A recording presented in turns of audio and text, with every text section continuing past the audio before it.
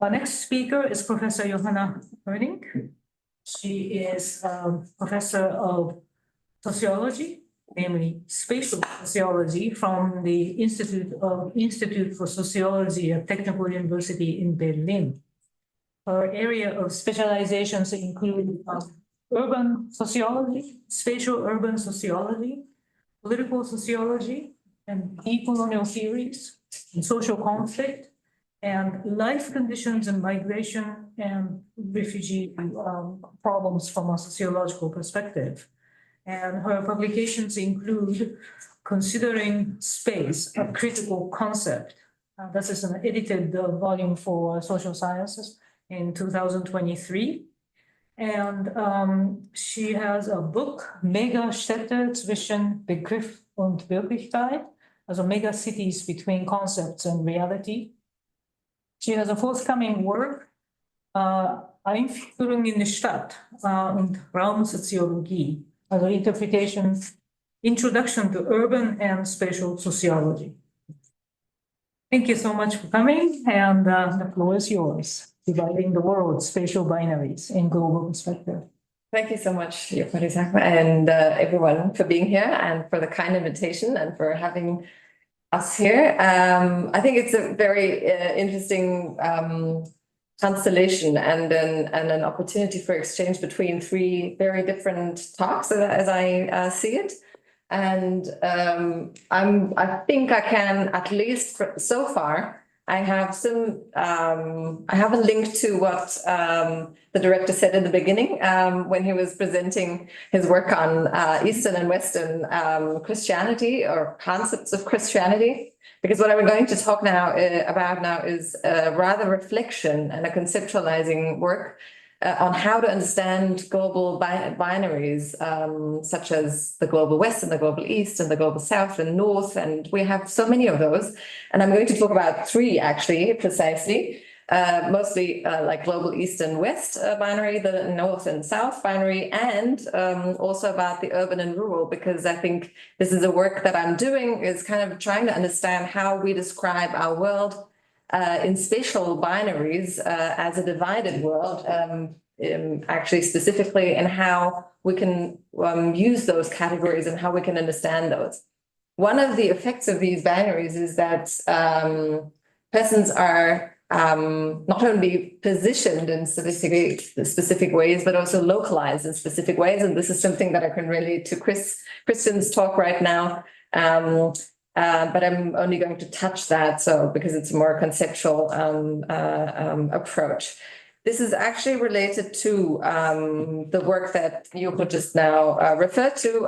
It's a work that I had prepared with a group of colleagues of mine on considering space. We work in Berlin. We've been working together in what we call a collaborative research center funded by the German Research Foundation, which is a huge group of different projects working on how to understand societal change in our world today through space and spatial theory. So there's many different approaches, and this is just one of the ways that we have been trying to grasp a spatial understanding of societal change today.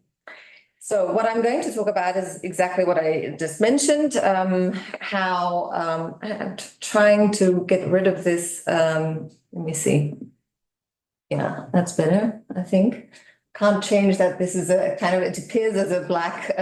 Put it on the right side where they are. Yeah, I think it's okay now. It's like really tiny now. Anyway, so what I'm doing here is actually comparing what we learn from comparing those different binaries that shape our understandings of the world as an entirety, and that assume that you can describe the world in its entirety through using those binaries. So the ones that have been used most in this sense are East-West, or the older Orient-Occident, and of course, as Stuart Hall referred to it as West and Rest. As well as the global South and North, the rather current version, and I will talk about how descriptive or non-descriptive these categories can actually be understood. And the urban and the rural also as two versions of ways of describing the world in its entirety, to say, okay, we live in an urban context or we live in a rural context. We cannot do both. Obviously, people do both in their lives, but this is also the way that we describe our world as in its entirety. As Sujata Patel has mentioned already, these binaries are part of a matrix of other binaries. I quote her, such as the other against the I, the colonized against the imperialist, the traditional against the modern, the particular against the universal, end of quote. So these binaries need to be understood as core elements of the episteme of modernity. And I write probably also add to it also of the episteme of postmodernity, because these are not historical categories. They are used up until today, and they are meaningfully very loaded with meaning and divisions of this world. So they indicate actually that we can know the world as a divided space maintained by power asymmetries that shape those binaries. And that is exactly what, of course, these binaries are. They describe not only just different places and spaces in the world, but they describe also power asymmetries and the relations between those spaces.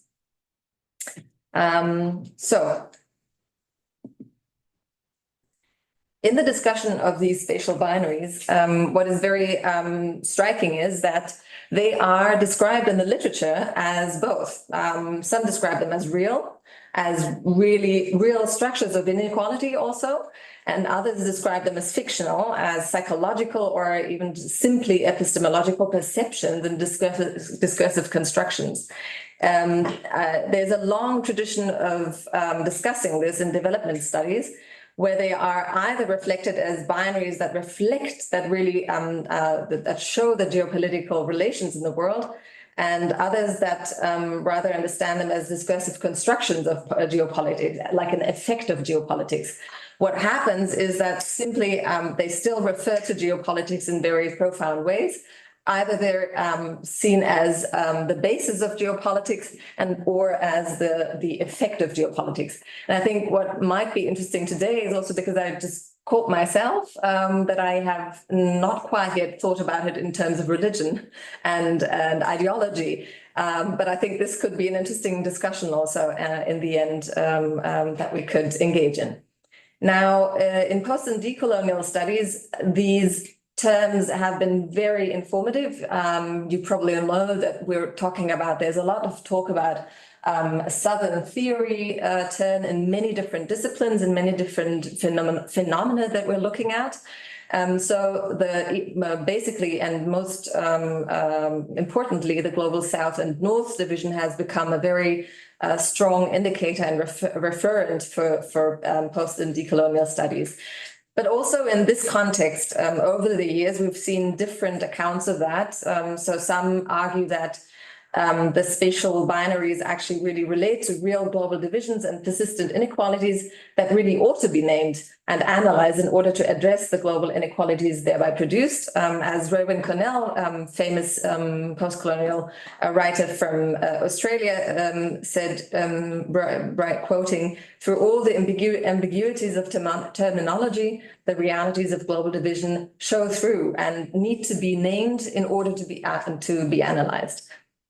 Other authors, such as Ashish Nandi, for example, have contained that this is simply a psychological category, and Walter Mignolo, esteemed colleague from cultural studies, has really named them as fictions. And I quote him saying, "Naming cartographic regions carries the weight of imperial identification.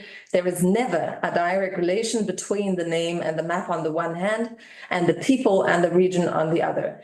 End of quote. This is, of course, obviously, I mean, this is something you could say for any signifier. So, of course, they are signifiers. and denominators, and they are never equal and the same as that which they denominate. And this is actually the productive ambivalence and ambiguity of these terms, because they insinuate and they denominate many different, they have a lot of different meanings, and this is actually used quite productively in the way that they have been operationalized. So the question that I've asked myself is, how can the opposing perspectives, spatial binaries as real and as fictional, as structures of inequalities, and as psychological and epistemological perceptions, how can they be brought into dialogue? Because obviously each of these positions has their point. And to me, this is something that I work with, is spatial theory, and these are all important aspects, and they form part of what we understand in social sciences as space per se. So if you go back to Lefebvrean, Henri Lefebvre as one of the main references in spatial theory, or social theory of space, space is always made up as simultaneously as something that we live. It's an embodied practice, but also through the creation of symbolic meanings thereby produced, and through the discursive conception, the powerful or power-related conception of space. This is something that I come from urban studies, as Johanna has pointed out. This is something that you can perceive very, very vividly in urban space. It's always produced, but it's related back to conceptions and ideas behind the creation of urban space. But of course, it is nothing without embodied practice and everyday enacting of those spaces. Otherwise, it's just plain infrastructure. So how can we understand those global binaries as relational spaces? I think that all three dimensions dialectically produce a space that is at the same time, because it is material, it is geographic, it is embodied, and it is not at the same time. It's imaginary, it's discursive, and symbolic at the same time. So this is actually what makes them spaces per se, from a social science perspective and understanding of space. These binaries are spaces in the way that they are at the same time material and geographic, and not discursive, symbolic, and imaginary. And I think that it's very interesting, because it's not been really touched upon that much, but Edward Said, as early as 1979, already referred to this process as imaginative geographies, which is something that we have been using quite a lot in recent years. So let me just quickly go through the global spatial binaries that we're looking at. So they're brought in the world through their naming and mapping. The separations hereby implied are spatial, but they're also identity constructions that are thereby produced. And they're not only positional, that's what I meant when I referred to Christian's talk, but also locational. So global south and north, global east and west are understood as social positionalities, but there are also geographic positions and locations of subjects.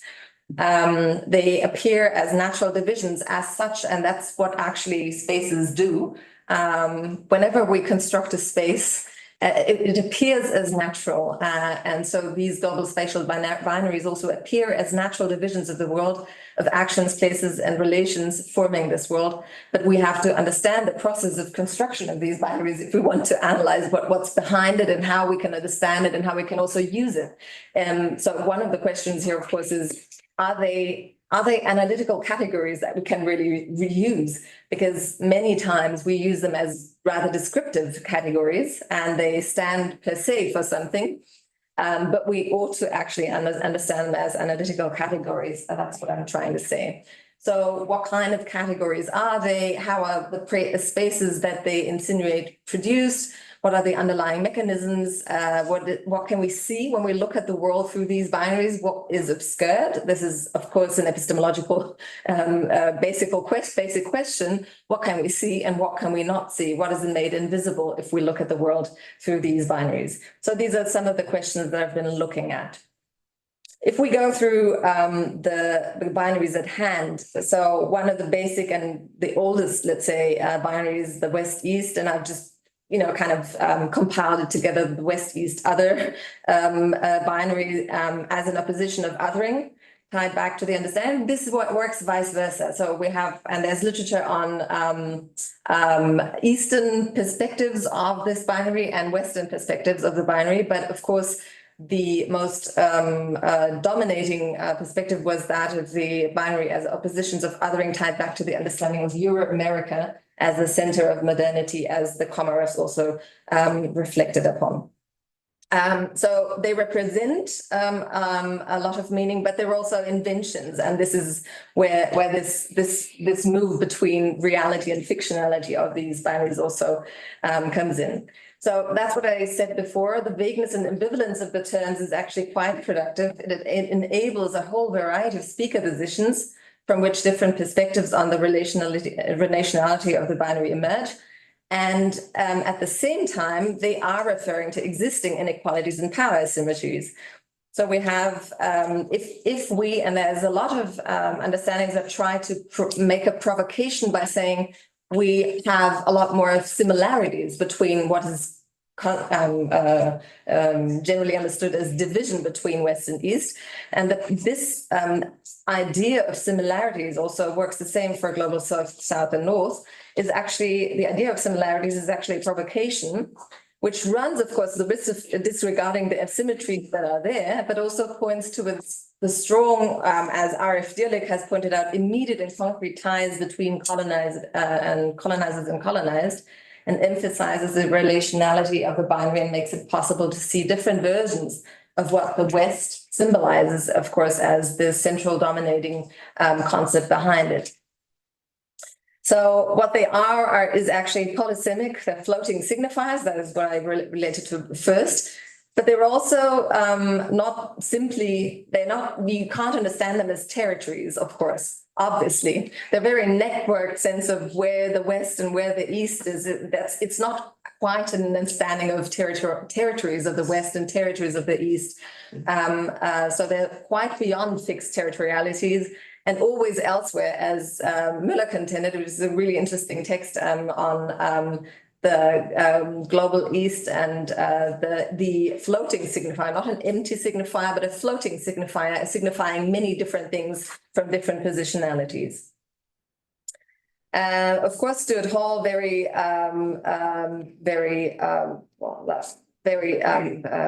famously related to the West as a historical and not a geographical construct that no longer has a clear location.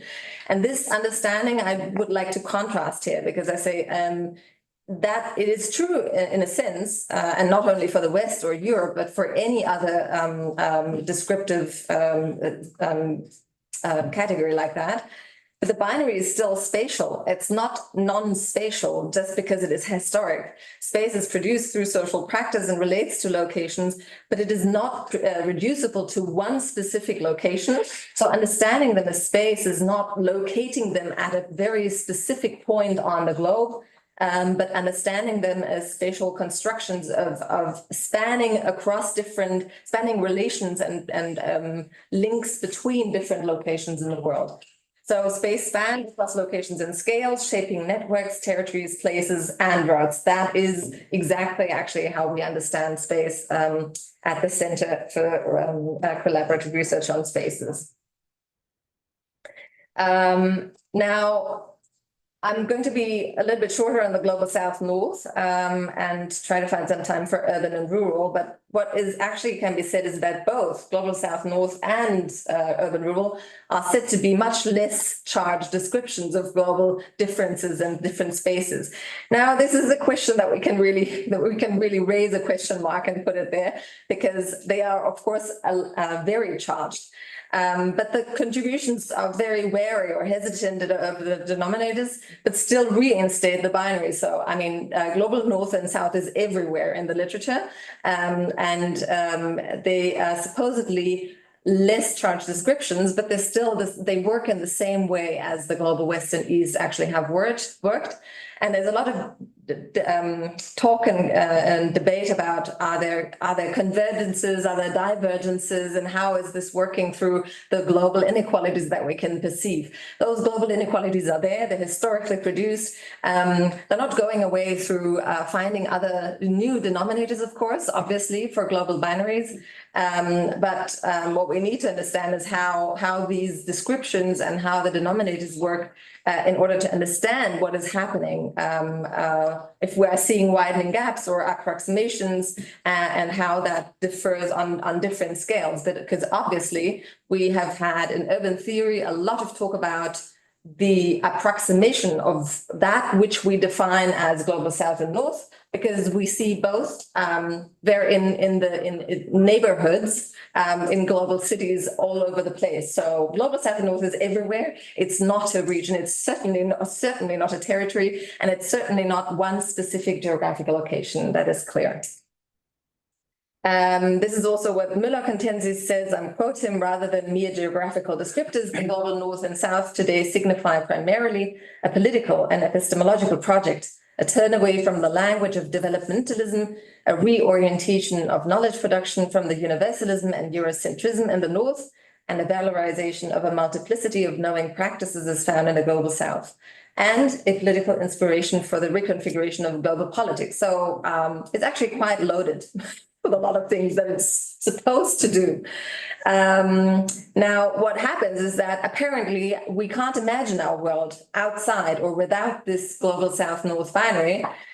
So what we ought to do then is to address it as a powerful mechanism that orders and structures perception, observation as well as experience. So we observe the world as differentiated like that, but we also experience it like that. And it also it works as a differentiation device that groups people and things with similar features. So global south and north not only demarcate geographic world regions. This is what the brand line that actually invented the global south-north division brought about, saying, okay, we have a rich developed north and a poor developing south, but also peoples and bodies, no matter their current specific location. They can be in any type of city or rural area in the world. This is where I'm turning to the global urban and rural, because this is related, and this is what I wanted to show here, is actually this is related very closely and connected. So also we have a lot of talk about convergence here in terms of the urbanization of the world. I don't know how that is in Japan, but it seems to me it would be adequate to talk about urbanization of everything in Japan too. This is a debate, an ongoing debate, but of course there is still, we are not able to describe our world in social sciences without relating to those concepts. So we either describe it as an urban context or a rural context, and this has a lot of signification for the way that we will analyze practices, embodied practices by people, their relations, their economic labor relations, political relations, and so forth.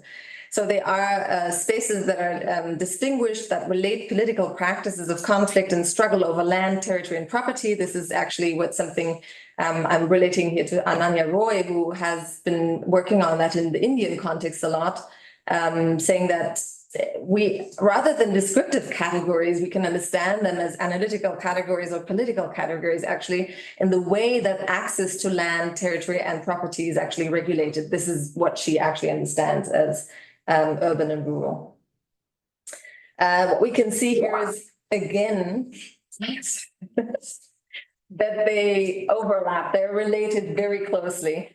And of course, they overlap with the other binaries that we've seen before. So the place of the modern urban and the urban modern has been typically perceived as northern, and the place of the traditional rural or rural traditional has been typically perceived as southern. And ongoing urbanization processes have kind of really made this have created a lot of ambivalence in this process, because now we see that large urbanization processes are actually located in the global south. What happened then is that these urbanization processes are reflected as being non-progressive forms of the urban seen through the lens of problems and not of potential. So there's a whole relationality between the northern and southern differences and the urban and rural differences, and they're overlapping quite closely. So what we understand is they are as well not empirical spaces. They're not descriptive categories for a specific type of settlement. They are not, but they relate to a lot of specific types of cultural and economic practices, translating spatial differences also into temporal differences of development, being modern, being non-modern, being laid back, being oriented towards the future. And they link specific activities in the sense that they are normativized. So they're normative categories linking specific practices like economic practices, industrial practices to urban spaces. We of course all know that this is not the case anymore. We don't live in an urban industrialized world, but in an industrialized world that is also very much an agrarian industrial world. And rural industrial world. So the urban and the rural is what I see actually as political spaces, and we need to de-understand them as descriptions of settlements.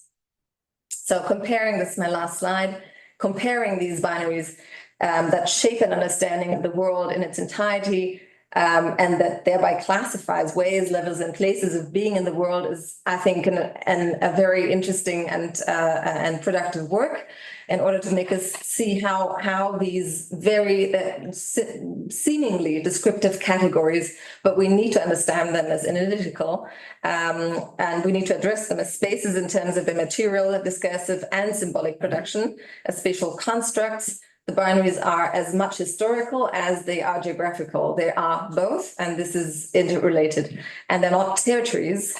So these global spatial binaries are not territories. The urban is not a territory. The rural is not. The north and the south is not. And the west and the east is not either. But spaces that synthesize, that link places, territories, bodies, languages, settlement types, and even landscapes and animals into epistemological spaces. This is what space actually creates. It creates the links between and the relationality between all those categories.